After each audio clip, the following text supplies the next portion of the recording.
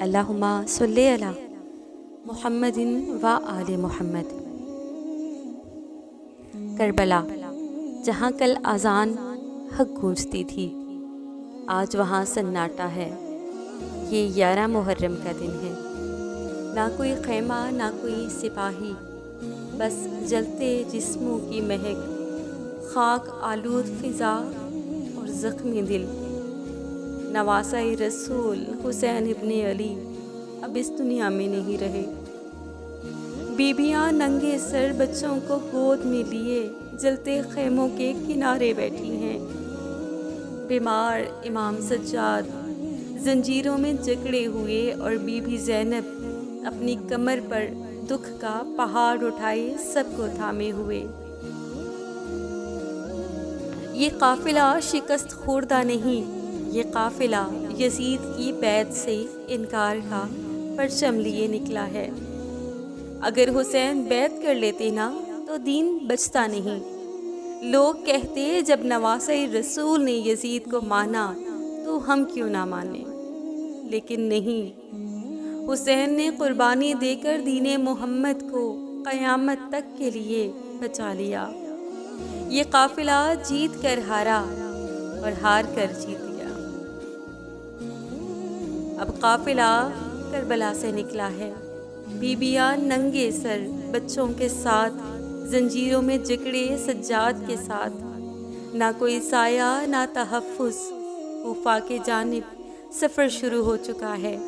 یہ وہی کوفہ ہے جس نے حسین کو بلایا اور پھر تنہا چھوڑ دیا۔ بی بی زینب کوفہ کے دربار میں کھڑی ہوئیں۔ تم پر افسوس اے کوفیو، تم نے ہم سے عہد کیا اور تم نے وفا نہ کی۔ تم نے نواسۂ رسول کا خون بہایا، کیا تم سمجھتے ہو یہ سب یوں ہی گزر جائے گا؟ نہیں، اللہ کی قسم، ہم حق پر تھے، ہم آج بھی حق پر ہیں، اور تم ظالم ہو، تمہارے ہاتھ خون میں رنگے ہیں۔ افسوس۔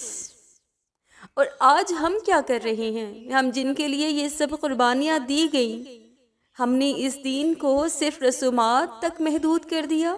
نہ نماز کی فکر ہے، نہ حلال و حرام کی تمیز۔ بی بی زینب نے اپنی چادر دی اور ہم نے پردے کو بوجھ بنا لیا۔ آج با پردہ عورت جاہل سمجھی جاتی ہے اور بے پردہ عورت کو ترقی یافتہ کہا جاتا ہے۔ یہی تو یزیدی نظام ہے جس کے خلاف ہمارے امام حسین کھڑے ہوئے تھے۔ شام غریباں کے یہ چراغ زینب کے ہاتھوں سے جلائے گئے تھے۔ انہیں تم بجھا نہیں سکتے جب تک حسین کا نام باقی ہے۔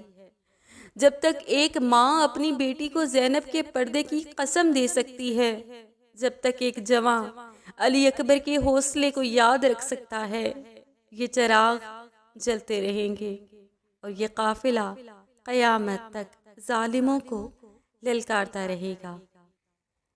اللہم صلی علی محمد و آل محمد۔